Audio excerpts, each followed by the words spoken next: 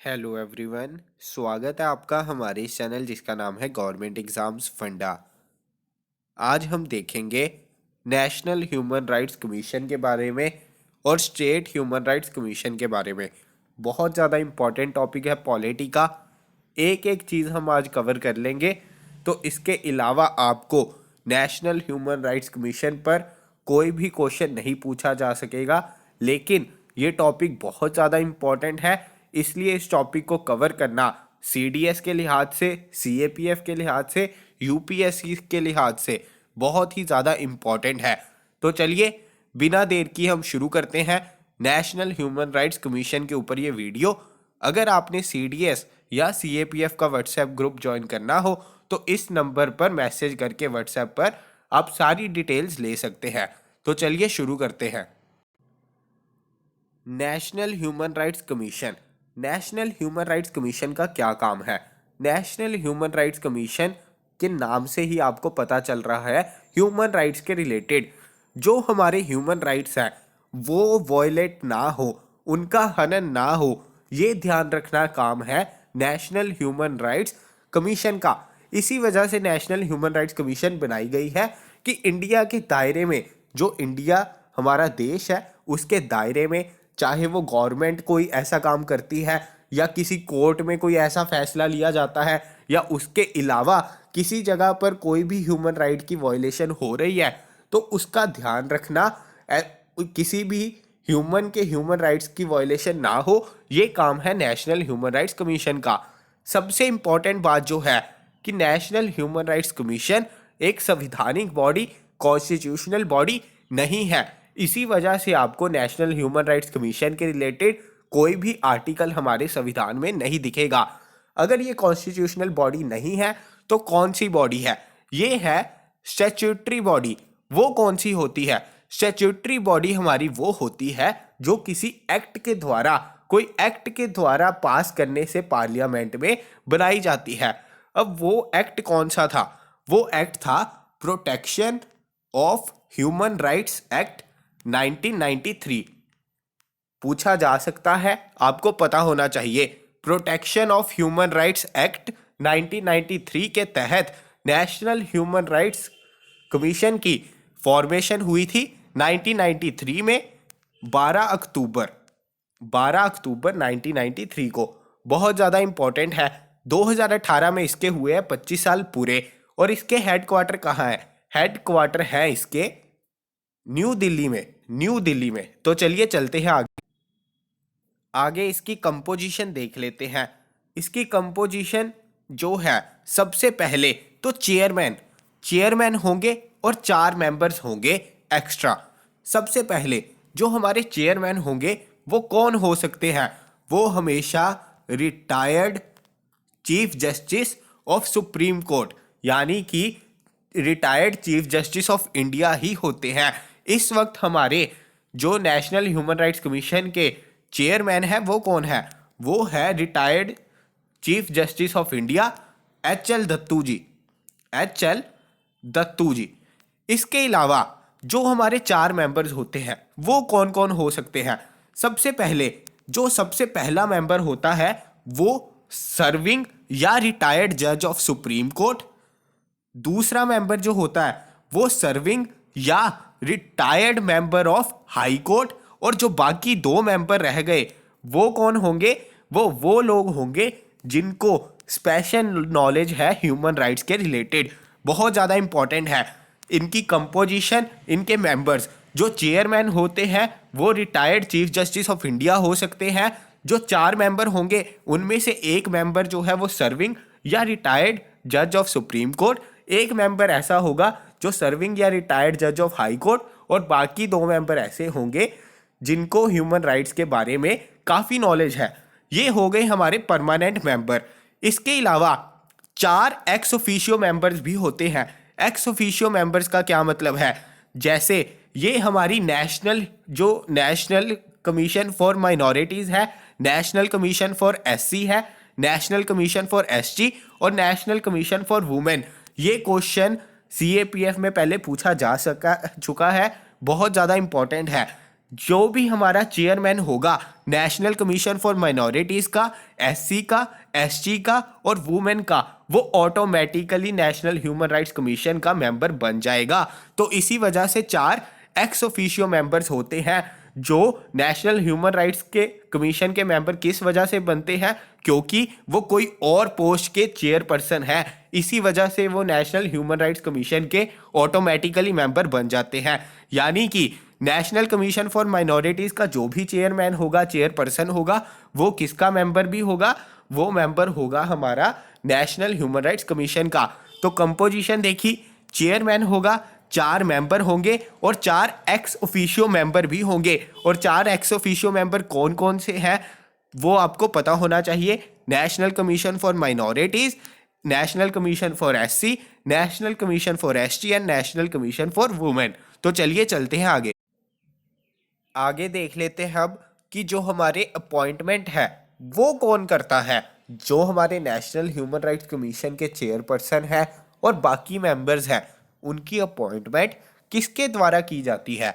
सबसे पहले जो उनकी अपॉइंटमेंट करता है वो करता है president.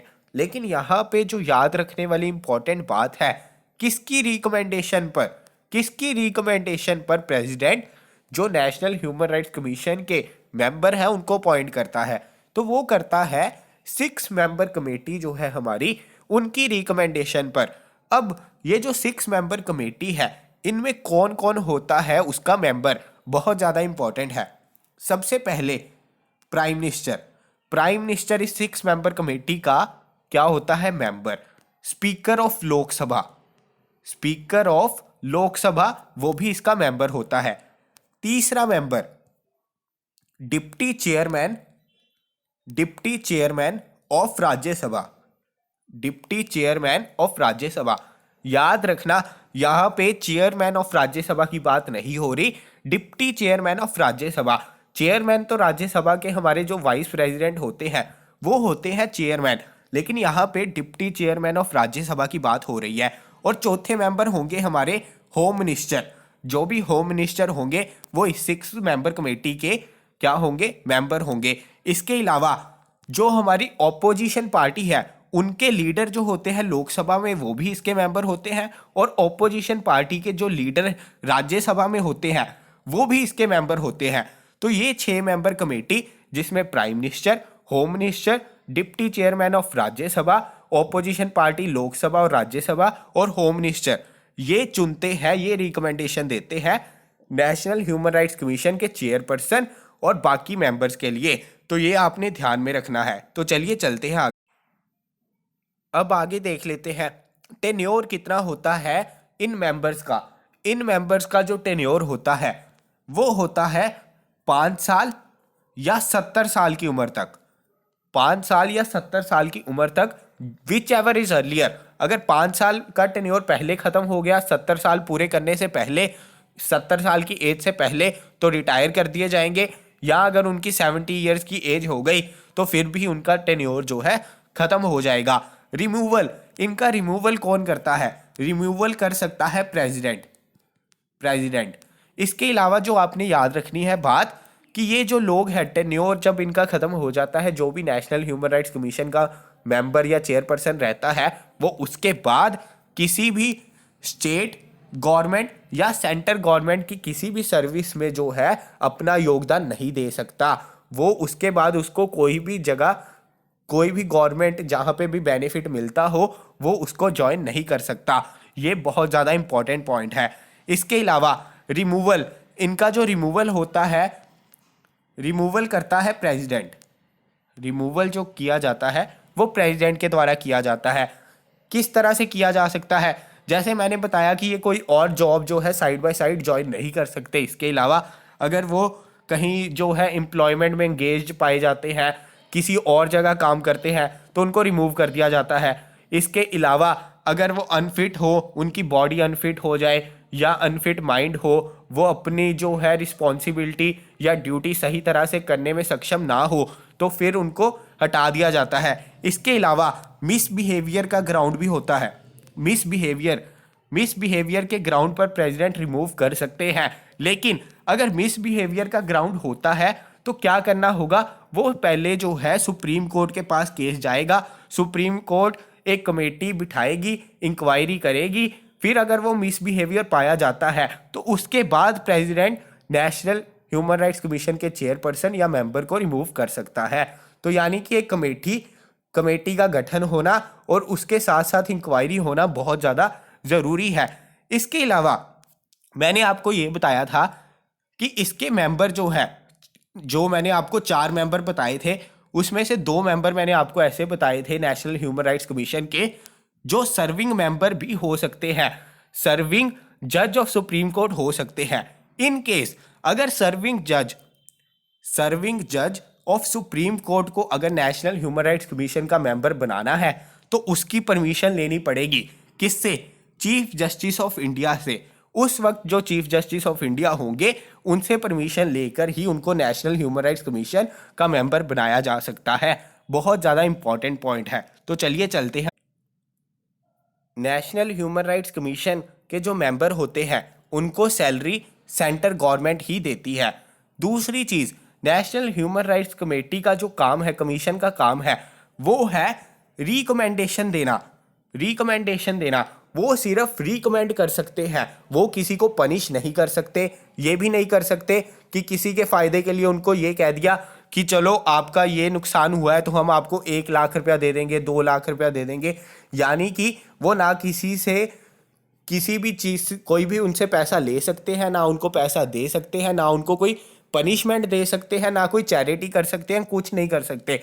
National Human Rights commission का सिर्फ एक ही काम है, रिकमेंडेशन देना, और वो रिकमेंडेशन को फॉलो करना सरकार का जो हमारे कोर्ट है वो उन पर है, वो कर भी सकते हैं, नहीं भी कर सकते। इसके अलावा पावर ऑफ सिविल कोर्ट इनके पास ज़रूर है, यानी कि ये पनिश नहीं कर सकते लेकिन ये समन भेज सकते हैं।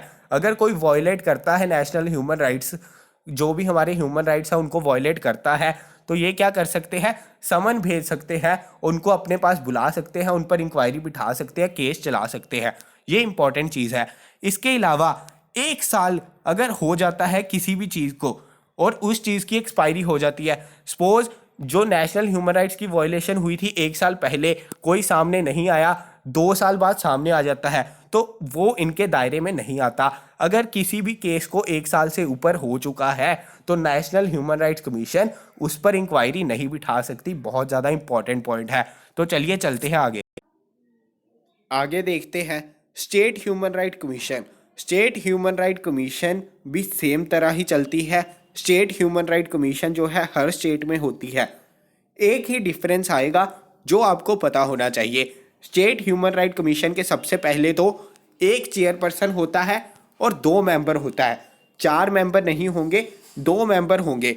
इसके अलावा स्टेट ह्यूमन राइट कमीशन के जो मेंबर होते हैं, टेन्योर उनका भी 5 साल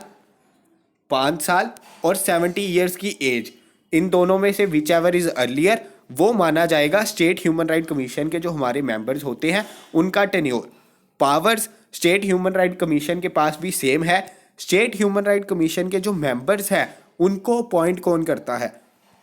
उनको अपॉइंट करता है गवर्नर, लेकिन उसको रिमूव प्रेसिडेंट करता है। ये इंपॉर्टेंट बात है। अपॉइंट गवर्नर करता है, रिमूव प्रेसिडेंट करता है। ये आपको डायरेक्टली पूछा जा सकता है, ये डिफरेंस है। इसके अलावा स्टेट ह्यूमन राइट कमीशन भी जो एस्टेब्लिश हुई थी वो हुई थी 1993 में। इसके अलावा पावर्स इनके पास भी सेम है। अगर 1 साल के बाद इनके पास कोई केस आता है तो ये उसको वेरीफाई नहीं कर सकते। स्टेट ह्यूमन राइट कमीशन का काम भी यही है कि इन्होंने भी सिर्फ रिकमेंडेशंस अपनी देनी है। जो हमारे स्टेट ह्यूमन राइट कमीशन के मेंबर्स हैं इनकी सैलरी स्टेट गवर्नमेंट देती है। स्टेट गवर्नमेंट, ये आपको पता होना चाहिए। उस केस में सेंट्रल गवर्नमेंट देती है, इस केस में स्टेट गवर्नमेंट देती है। तो ये इंपॉर्टेंट पॉइंट्स थे स्टेट ह्यूमन राइट कमीशन के बारे में और नेशनल ह्यूमन राइट्स कमीशन के बारे में। होपफुली आपको पता चल गए हो।